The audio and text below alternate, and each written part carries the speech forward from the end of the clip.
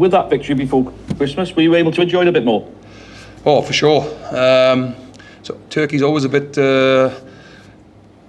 sweeter when you've had a win, for obvious reasons, and especially with it being against your rivals on your home patch. The players were passionate about it, and obviously we were coming off the back of a performance that we've been very proud of. So yeah, we're very, very pleased. The Scarlets have been going well, so it's a good win for us. And now your attention turns to New Year's Day in Cardiff. What are you expecting from them? Third in the league, a good win for them on the weekend. Yeah, they're going really well, mate, aren't they? They've picked up some really good wins, turned some of those narrow losses last year into some, well, big wins and narrow wins. They've got a bit of a mixture. Gone to Rodney Parade and I've got a very good win there on a difficult night against the Dragons team that was very, very up for it. So I'm very passionate. So. Yeah, they're a good side, mate. They're well coached. I know Jockey well. I've worked with him. He's a very good coach, very astute coach, and the team's been well prepared all year, so there's no reason for it to be any different this year, is there? Ospreys Cardiff at the Arms Park, always got a little bit of spice there. So are you looking forward to a nice, spicy, fiery local derby? Yeah, I think all the derbies have got a good.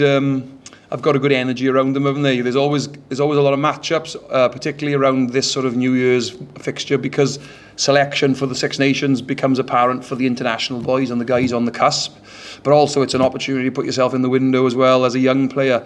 If you want to sort of catch the eye of the selectors, they're always out and about at this time of the year on the derby games, measuring each other against each other. And it is an opportunity when you've got tight selections, there's an opportunity to sort of push your case, isn't there? Right, get the last punch in, so to speak, and present yourself to the coaches at a key moment. Just a couple on your team, because we were out at 12. Yestin Hopkins obviously scored the winning try, gets a start on the wing, and Max Nagy at full back as well. Just have an outline what you're expecting from them.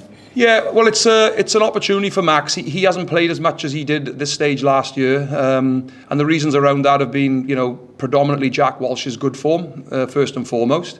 But he had some tidy-ups defensively, and actually I felt he's worked really hard off the field, but also on the field. And I thought to myself, this guy needs an opportunity to show that he's worked and he's got the ability to come back into the team and do well. I got complete trust in Max, as I have in Jack, as I have in Yestin, who sort of covering our back three options primarily at the moment. So it's an opportunity for him, mate. The weather doesn't look like it's going to be great. Max is awesome in the air.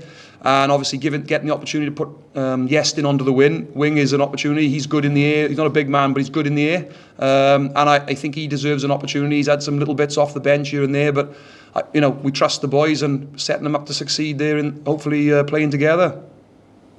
And great to see Rhys Davids back after being out for 8-9 months with that knee injury. He's a real important player for you, isn't he? In a position where you've had some injuries in the last few months. Yeah, look, it's a real positive to bring those boys back in. I've had some difficult conversations with the Will Spencers of this world and the Will Griffs, who I think again have come into the environment, one through a late replacement for Adam Beard, obviously in Will, but also with Will Griff. Obviously he's been out with a long layoff, so we wanted to get some game time into both of those guys because they've had some injury concerns over the last few months, so it was good to get some time into them, and we're trying to do the same with Rhys and James Ratty now. We're trying to get some minutes into them over the next few weeks so that we build some depth in our squad so that we get some more selection headaches, if you like, going into January. Final one for me, Mark. We did ask you about Derry Lake after the game against the Scarlets, where you suggested it might be sort of months rather than weeks with his bicep injury. I'm just wondering, in terms of whether you had anything a bit more definitive, because months could mean 2 to 11 months. Just what sort of time frame are you expecting? Yeah, I think 12 weeks was the sort of the high end of it, and knowing Derry and looking at the quality of the rehabilitation that's out there now, all we know is the operation went well and there's nothing to suggest he can't beat that target. So, Derry's got an awesome mindset. He's a great professional. Text him over Christmas and he's right on to getting that down as low as he can. So, it's anything less than that, I would say. Again, not qualified to be any more specific or accurate than that. Lovely. Thanks, Mark. Good luck on Wednesday. Yeah, thanks very much. Good. Getting players back makes a huge difference to you, doesn't it, Mark? I mean, it's because you have been a bit light, certainly in that front five area. Yeah, I think as well, to sort of quantify it, perhaps for those listening outside the environment, it's not necessarily just having them available for the game, it's your preparation in the week. It's been able to make scrum and maul defence more difficult for the team that's playing. put it under more pressure, test it physically more, test the accuracy more. It creates great competition. So what happens is you get more stress, which means your skill set improves, and it does make a massive difference in your preparation. Is the message I'm trying to get across, I suppose. But clearly, then when it comes to game day, you've got more quality to pick from. You've got potentially stronger bench that you're able to impact the game with later on, and so with our team and our DNA, it makes a massive difference. And certainly with all the regions and Wales in particular, you lose 2 or 3 players, and the strength on your bench gets weaker. You're not bringing on people who are going to impact as much, and that's where if you haven't got the money, you've got to get the most out of the quality players you've got, haven't you? Yeah, 100%. And I think Welsh rugby, we know where it's an opportunity. If you're a young player in Wales now, there's an opportunity due to squad size, due to budget.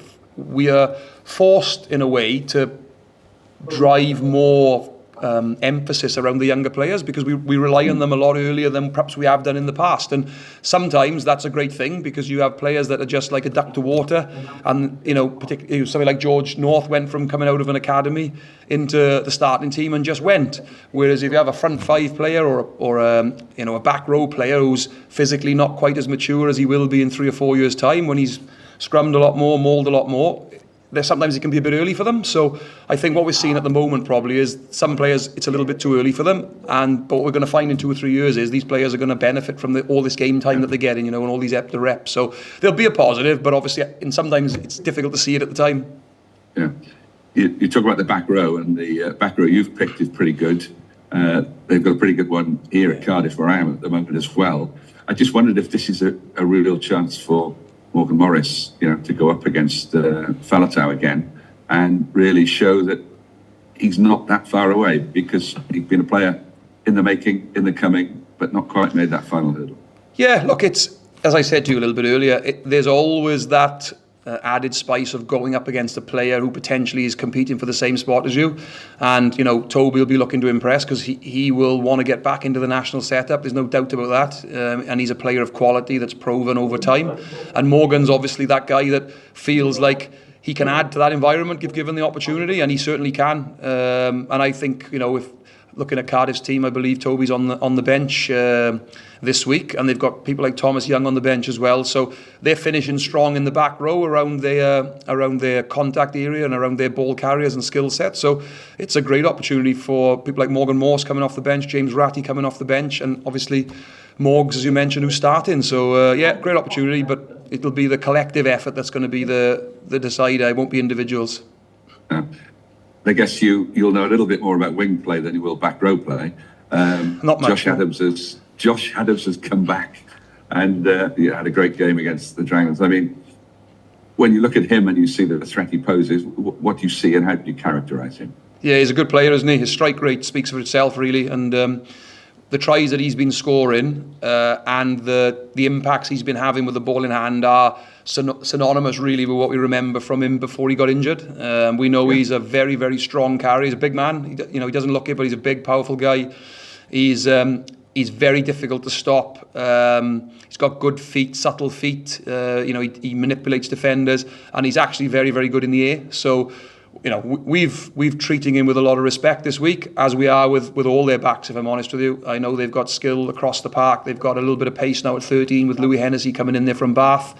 I know a fair bit about him from the 20s time. He's going to add a different dynamic in the 13 channel for them. And they've got Sheedy, who's an excellent out-of-hand tactical kicker, got a good passing game, good communicator. They've got a great mix of backs, haven't they?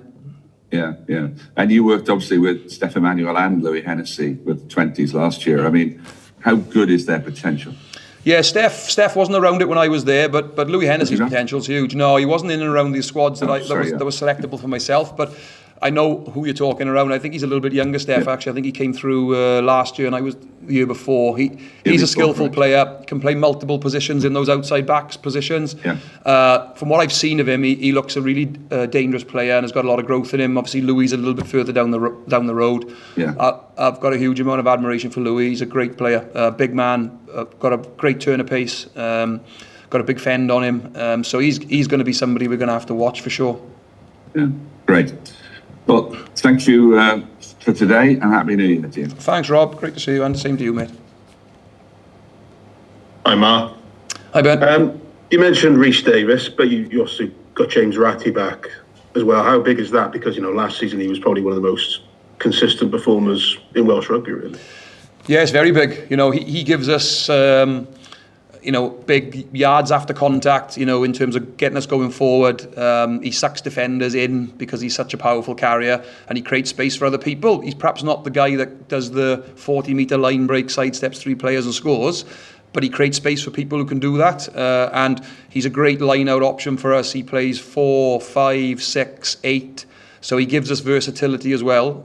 So he's very important to the team, gives us options as coaches as well. So we're delighted to have him back. And his work ethic is exceptional. His role detail, hardly ever makes a mistake. His maul defence is brilliant. So, we're delighted to have him back. But look, he's competing hard with a lot of other good guys in that area at the moment. And there's a lot of other guys that'll want to be in that match day 23 moving forward now that most of them are back fit.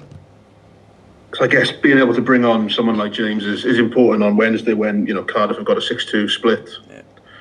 And they're sort of bringing 6 forwards on. What are you expecting that challenge to bring? And is that 6-2 split indicative of maybe the Ospreys' strength up front or the conditions? What do you read into it? Yeah, I'd hope it's a representation of how they view us, because Matt and the team in Cardiff have certainly had a good mix to their game, but they're certainly a team that likes to play. So when I look at the makeup of the bench, it certainly looks like a makeup of a bench that wants to speed the game up later on, not slow it down. So I think they've picked it with a 5-day turnaround in mind. I think they'll probably find that maybe some of their players that are backing up might be tired towards the end, and they want to make sure there's plenty of legs on the field to look after them later in the game. That would be my outside view looking in, but I'm delighted with the 5 guys, that we've got. I think they're, I'm excited about having the opportunity to put them out there and use them at key moments, at the right moments, and I'm pretty comfortable with the 5 we've got. And obviously you've got the head coach cap on now, not so much the defensive cap on. I got them both on. Talking about, or both. I got them both on, mate, 100%. Talking about Josh Adams earlier, Cardiff had a lot of purchase from getting him involved in set pieces and from scrums. Is that something you've picked up on and identified sort of how to stop him, really? Yeah, 100%. He's not going to score any tries if they don't get the ball to him, isn't it? That's the key, isn't it? Your best deterrent is to either have the ball yourself or prevent him from getting the ball with the time and space that he utilises. So, we're focusing around what that looks like for us from a game plan point of view, but there'll be moments where Gilo, who's a pretty impressive player himself, will put himself up against Josh, either on attack or defence. And, I'm delighted we've got somebody of Keelan's ability to be able to go up against Josh, because, Gilo's been massive at this club for me defensively, but obviously his USP is his attack. And we're trying to switch it round. We're trying to get Keelan the ball so that he can use his strengths. Perfect. Well, best of luck on Wednesday, Mark. Thanks, Ben. Cheers, mate. Hey, Mark. Coming to this game now in 14th, I think it is, and Cardiff have started very well, but the kind of form table kind of goes out the window in these kind of emotional derbies. How important will it really be to keep your discipline in this match?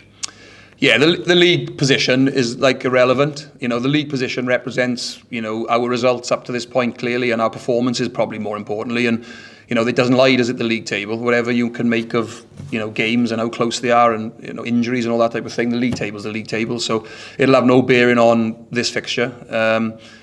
Different fixture, different scenario, different selections.